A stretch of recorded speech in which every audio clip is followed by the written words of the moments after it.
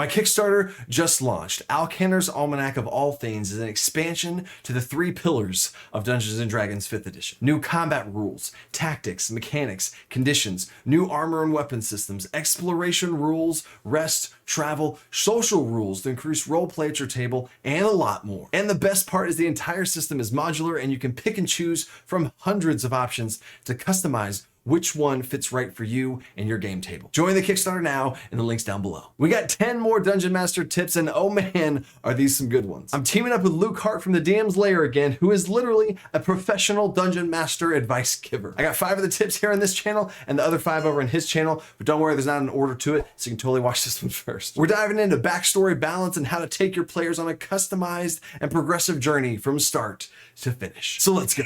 Number 6 is to weave your story around your characters and their backstory. I call it character arcs or whatever.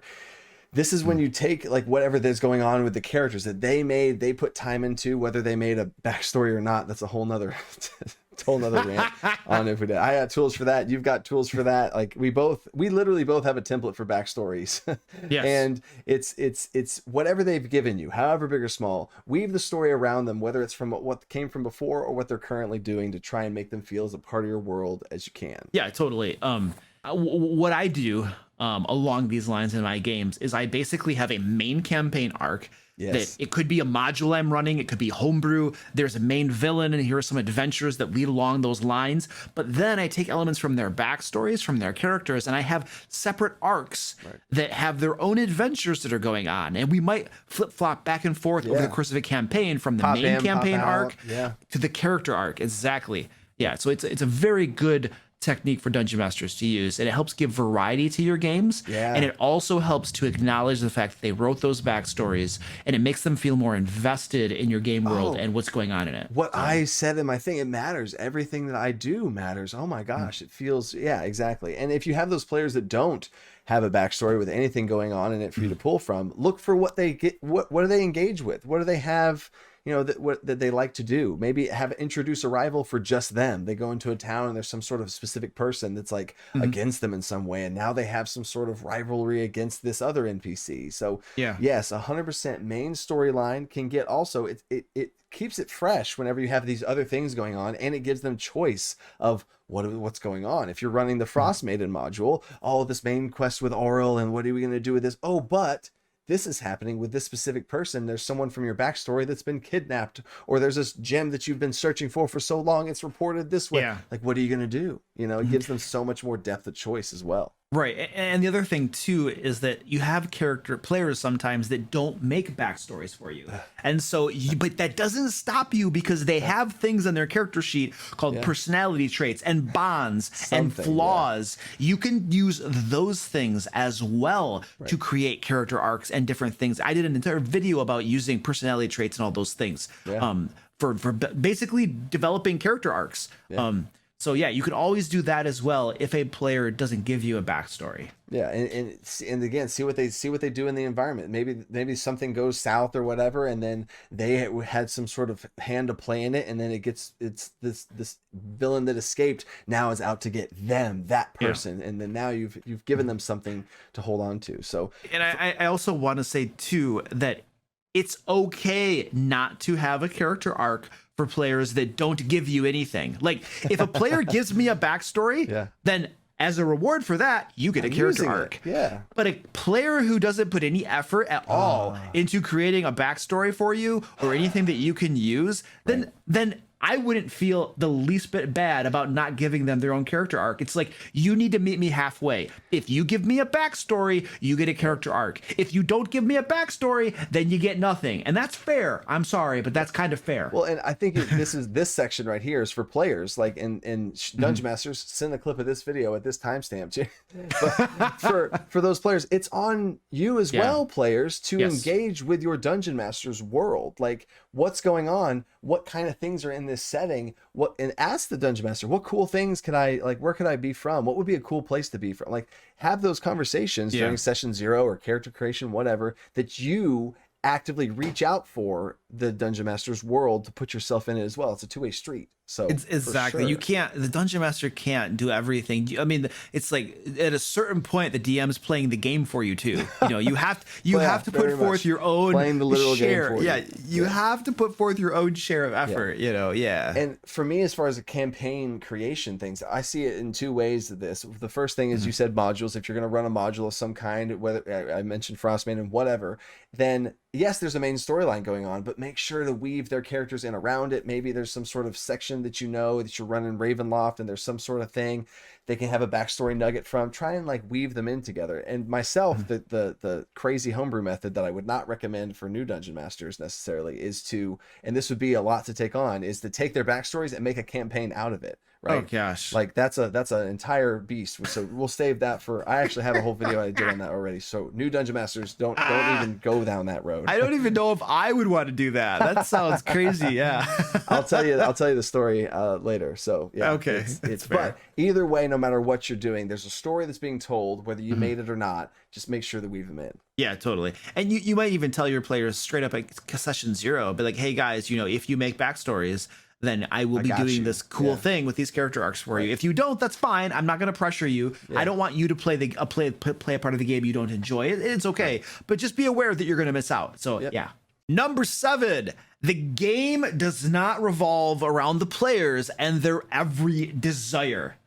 Like this is like a pitfall. This is a bad mentality, you know, that can be out there where you're like, oh, my only purpose as a dungeon master is to please my players. Bend over backwards for them. Yeah, anything, it's like whatever makes them have fun. You know, if they had fun, I had fun. It's like no, that's, you do not exist. You're not their servant and slave. Right. Like the dungeon master also has to have fun in the game as well, and you need to be doing things that appeal to you and make you happy. It's everybody's interests have to be represented, right? You know, so and like I love that we're talking about this right after what we just talked about revolve the game story around your players. Yes, but it's not to the point of your own degradation. Like you need to make sure that you take care of yourself and your own fun, and you love doing it. Now, if it happens to work out just coincidentally so that you love doing this thing and all those boxes are checked, cool, awesome, go for it. But you need to make sure that you do things that are fun too. Like if I was to run Dungeon of the Mad Mage, right? Yeah.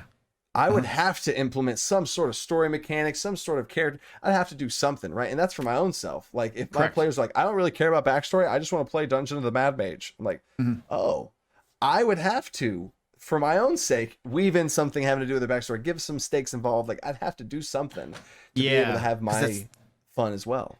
Yeah, exactly. Totally. And we're talking about the dungeon master's fun and stuff. It's like, okay, so the dungeon master puts in crap tons of work preparing for the game and then running the game, right? It's like they deserve to have fun too. You know, it's not like you like take up your cross and just live a life of self-sacrifice, you know, so that I hope they have fun this session. It's like, oh man, I'm weary and overburdened, but my players had fun. It's like, no, it's like you deserve to have fun. Your too, players are know? Eventually not going to have fun when you stop dungeon mastering and there's no more group, and like that's not fun. There's no more group now. Like you're gone. Exactly. So if you're not having fun as the dungeon master, how long do you think your group is actually going to last? Right. It's probably not going to last very long. So another thing here too is the idea that giving players everything they ask for, you know, and just be like, oh, it's like, oh yeah, I want this artifact. It's like, okay, so players can't have everything they ask for. Right. The world does not revolve around their desires, and you can't just give them everything they ask for. It doesn't work that way. You know, you will quickly have problems in your game. If you I've played with new players. They're like, I want to have this thing. So like, when will I find it? Like I want to have, we talked about in another one of these videos about like, I want to have a pet dragon, or I want to have these things. I'm like, okay, well, first of all, you know, we talked about saying yes or no to things, but if you are going to, like, if they want something, make them work for it. Like make them have to go through a journey to be able to get this thing. Right. Like I had a character with playing a homebrew. I'm sorry. They were playing a homebrew, a geomancer that only could manipulate earth. That's it. No fire, no lightning, no anything. And they wanted to learn how to do fire. So I was like, yeah, but you're going to have to go down some path. Like you got to journey through this thing. You got to find some things. You got to kill a fire element, whatever. Like make them work for it so that they can feel like they earn it. And then it feels better. You know, like they want something. You got to make them earn it. They were feeling the lack of fireball, and the other players were chiding them for not knowing the spell fireball. I can see it now. Rock ball. I can Rock ball. cast rock ball. Everybody's like, rock ball is just not the same as Lame. fireball, dude. Come on, let's go. Where's fireball? But Yeah, if they that's want these good. crazy things, or they want a certain magic item, like Yeah. they don't just get it. Like one of my Right. players kept going around searching for gauntlets of ogre strength. I'm like, they're not here, man. They're not in this shop. I'm sorry. Like, why do you know about gauntlets of ogre strength? Did you read it in a book? What are you talking about? Yeah, exactly. Yeah, how do you even know about this? Yeah, totally. That's great. Yeah. Number 8 is to make your players feel weak early on so that later they can feel stronger. Because if they already start off too strong and they're already these great adventurers who've slain dragons and all these other things, or have the capability to do so, like it's only has to go up from there. And then when they do these epic things, it doesn't feel as earned or as big from where they started. Yeah, 100%. Like when you start out at level 1 and you have no cash, you have no power, a goblin practically kills maybe you. kill you. Yeah, and it's like you can't even afford a pair of boots. Yeah. Right. And you struggle and finally gain some power, and you finally get some gold, and you finally get kill that goblin. Yes, and you get your first magic item at level 4. You feel like you've earned it, Yes. and it feels really, really good. Right. Yeah. Right. I feel like a huge, massive pitfall that dungeon masters will fall into is giving their players' characters way too much stuff toward the very early levels. It's like magic items especially. And the sad thing is there are people who will advise new dungeon masters, just give your players tons of magic items because you never know how long you're even going to play the game, And then those same dungeon masters who gave their Complain players later. Yep. tons of magic items come to my live streams and they're like, Luke, What do I gave do?" my players a bunch of magic items and now everything's overpowered and broken. Yeah. How do I fix it? So it's like you can't, you got to I stay get away the from intention. I get the intention. It feels good Yes. to give people cool stuff. There's a great moment at the table. It feels good to receive a magic item. All that feels great. But you have to like value that. And if you imagine if you got one magic item every session. Who cares anymore? Who cares Exactly. anymore? You have a vault. You have a vault of magic items. Where do I put Like, this? I doesn't don't matter know. anymore. Gold It's like when doesn't you- matter anymore. Like, gold's a whole nother rant on that. But it's the same thing. People think gold like is useless because they have too much of it. Of course, it's useless. Like, Exactly. it's not a problem anymore. There's too much, so you have to control the amount that you put out there and how strong they get. Because when they finally do kill that goblin and they succeed at the things that they previously failed at. Oh my Right. gosh, that's a character arc. That's the whole big picture of this whole story they're telling. It's like having a spoiled kid. Why is that kid a little snot and a little brat? Because they got everything handed to them on a silver platter. They never had to work for it. It was just given to them. And now they act that way, And so you have to think about this when you're running the game.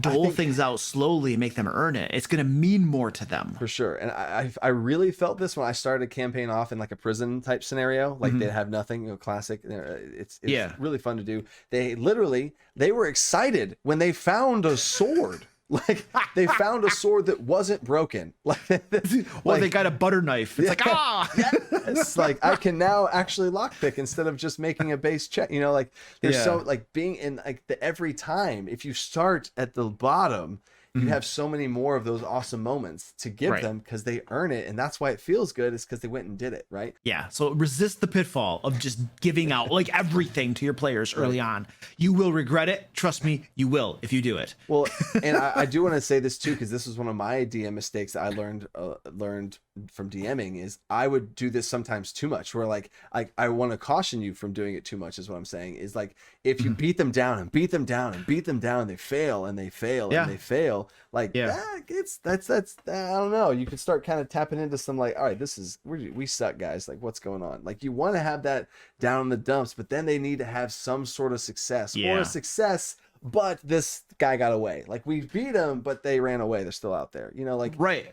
Yeah. The opposite side of the spectrum is wrong too. Yeah. I had a game once where I wasn't giving them hardly any loot. you know, and my players are like, Luke, you don't give us anything. And I thought about it. I'm like, yeah, you're right. Whoops. Maybe I'm really avoiding this thing we're talking about right now. I don't want it to happen too much. Yeah. So there's a happy middle ground, right? That you got to find. There's that yo-yo, the opposite dynamic ends of the spectrum of like, we really failed, we really succeeded, and to keep doing that. And I also, with this later on the campaign, once that campaign got to 15th and higher level, they felt like they were super awesome and big and bad. Nobody could touch them. So I needed to make sure to bring back down the threat of the BBEG in there. So they're like, oh, okay. I still got to respect this, threat. So yeah. The big bad must always be respected. Yes. Until the day they disrespect him and slaughter him. Number 9, not all players are alike. Create adventures that appeal to all.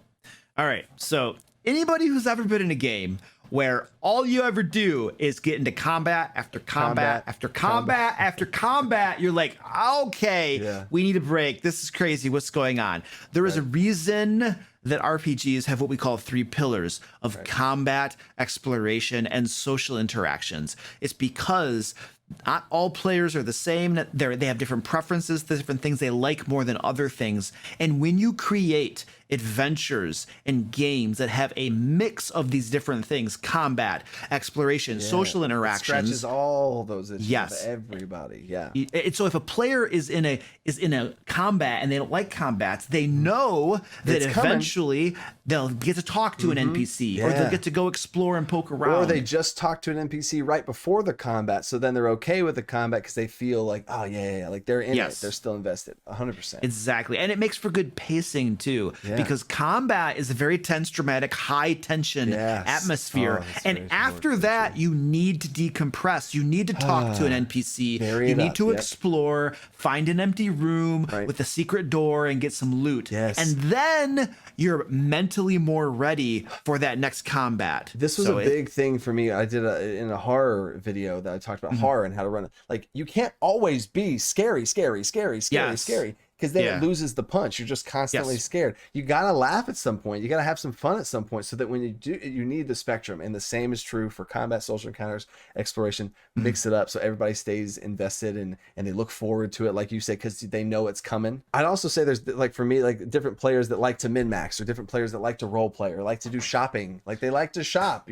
like or strategize before battle. I know they like to strategize before battle, but maybe some other players don't. So sometimes I've ended a session at a spot where they're about to shop, so the people that love to shop could go crazy and go nuts on it, or strategize beforehand. They could text other people in the group about like what they're going to do before the battle, so they can invest in it, and others don't have to. And the people that don't like shopping can just not come to the next game session, right? Because it takes the whole session, and they're just gonna pass for the. I just, guys, call me when you're done at Kmart, okay? It's like, that's awesome. So we're talking about variety and how you design your games and how you design your adventures, but it's also important to recognize that there are, in essence, 2 different types of players. You have essentially the talkers and you have the listeners. You have the people who are taking action, who are doing things, that are really engaged in the game. You know who we're talking about, players. Yes. You know. And you have the players that many dungeon masters would think they're not engaged. They think that they're not enjoying themselves, but it's not true, because they're listeners. They're okay with sitting back and just observing things going on, occasionally saying something, contributing, and then taking their turn in combat. And it's important for dungeon masters to recognize that you have a couple different main types of characters or players, and not to force upon the listeners engagement or being involved. That's not what they're looking for. So you be cognizant of that too, I would say. And it's just knowing how they like to play. Like, I had one player in a very long campaign where he didn't talk that much. He was his character was even kind of similarly shy, so it makes sense. But he really liked the downtime stuff. He came alive during downtime. He built an entire entrepreneurial business that spanned trade networks out throughout the land that they then used later for combat purposes to get troops around. Like, nice. This guy was brilliant, but he barely interacted with roleplay. I would let him roll. I'd have some NPCs roleplay with him and stuff, but I didn't force it on him. I knew and understood understood over time how he liked to play the game, and I really made sure to get downtime in there for him, and that it mattered, and that like trade in his business and having gold, I introduced a problem that he was able to solve with gold because he did all this work. And so know your players and what they love to do, and let them just dive into that for sure. Yeah, that's beautiful. And when you, I would say too, when you have one of these quiet types, one of these listeners, make sure that there's room for them to talk up and speak up too, because sometimes the loud, boisterous people will just dominate the game table, and the dungeon master needs to quiet them down for a moment and then ask that quiet player if they want to say something or do something. Because a lot of times they will, but they just couldn't get a word in edgewise because Loudmouth was over here. We should do that. So, but you as the dungeon master, and we've talked about this in some of our other collab points here, is you're in charge of the group as far as running things off, and be like, okay, cool, awesome, I see it. Well, what about you? What are you thinking? Like, what is your character doing? Whether it's something they're doing or what are they thinking in the battle strategy? Like, what do you think? What are your thoughts, or what are you doing in this moment? What does your character, do? Just to give them that moment of like, oh no, I just kind of like really want to soak in what they're saying. Like, okay, cool. But at least you gave them that moment. Exactly. For sure. That's and yeah, it's okay for them to be quiet and to be listeners. Don't feel like you got to force them to engage more and stuff, because that might ruin their fun. Right, because they're having fun, and you think they're not, because they're not playing the game the way you would. Exactly. Another big thing I want to say here too is the balancing of all the pillars. I really like to ask my players before, assuming they've played the game before and they understand what the 3 pillars are. I give them a percentage out of 100%. What are your percentages of the 3 categories? Are you 80% combat, 10-10, or are you like it's even spread? Like, I like to know what my players are kind of like, just to get a check. And if you're dealing with a group that's all combat, okay, then that's important information to know. I'm not saying that you ignore the other 2 pillars. I'm just saying it's good to know what that ratio is, so that when you know kind of what the feel of the group is. Is it a heavy role play group? Is it a heavy combat group? Heavy travel, whatever. So that you know where that balance point is. Number 10 is to give your players moments to shine. Just like we talked about revolving the game and trying to make sure to balance the game out around them, to give them things they like to do.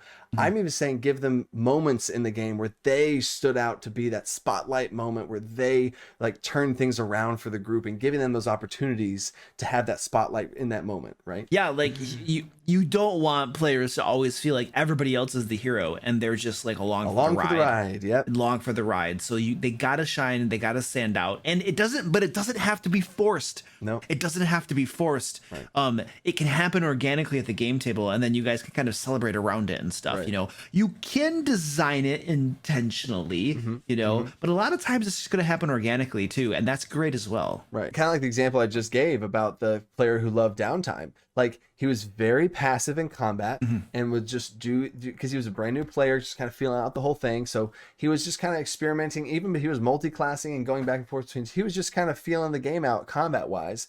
But then like all these other players who had played before were like going and had these big moments and these big epic battles. And I'm like, man. So when he did this downtime stuff, I was like, how can I have this downtime get to a spot where he has a solution for something? You know what I mean? So this trade network that he had, all these problems were being, the BBEG started to spread out across the land. Well, just so happens he has a trade network that spreads across the land. So all the troops were able to go through that established, and like he had the solution for a big crazy thing that he didn't even realize that he was doing, but I was able to do something for a brand new player that wasn't trying to actively like solve that problem, because there wasn't one for that. He just wanted to do it that way. That and it doesn't have to be like at the game table or in the game either. Right. I had a player once who was super quiet at the game table, but out of the game sessions, he had these crazy awesome ideas for what he was having his character do and what his goals and motivations were,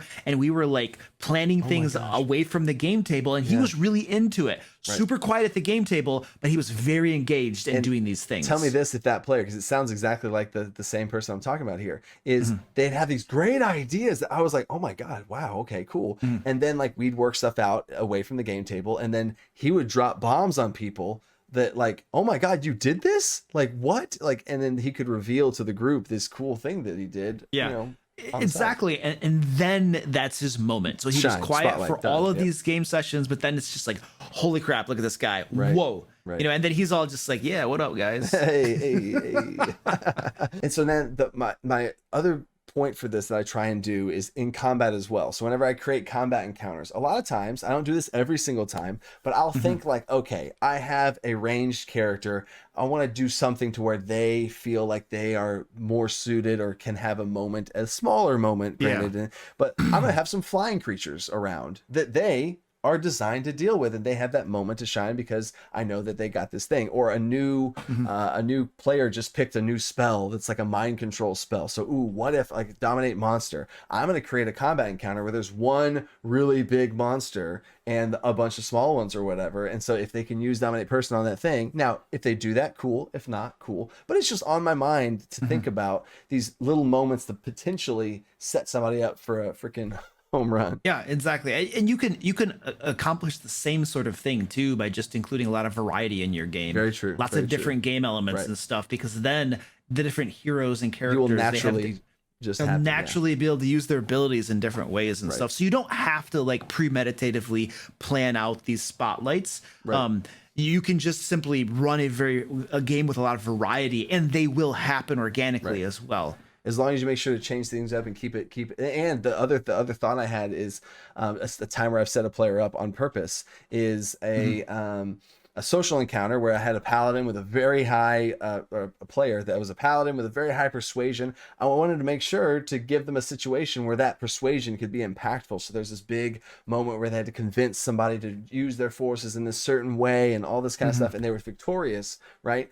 But that also goes back to what you're saying about it happening naturally from what we just said about doing a variety game. So it all really kind of beautifully blends together, that if you just have a variety type of game where you're changing things up, you have a dynamic type of combat with a bunch of different pieces, you have a balanced pillar system going on where you're spreading the game out, they'll have times to shine because you're doing everything. So I see that.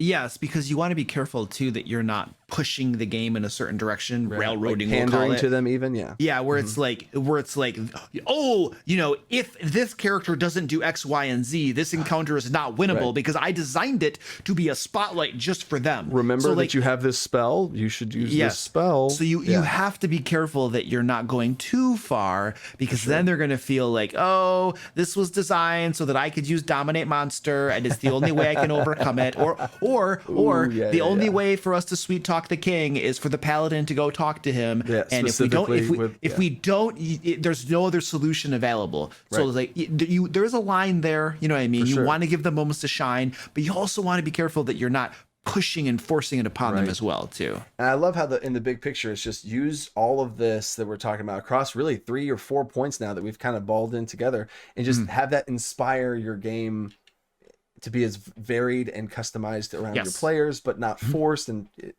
all.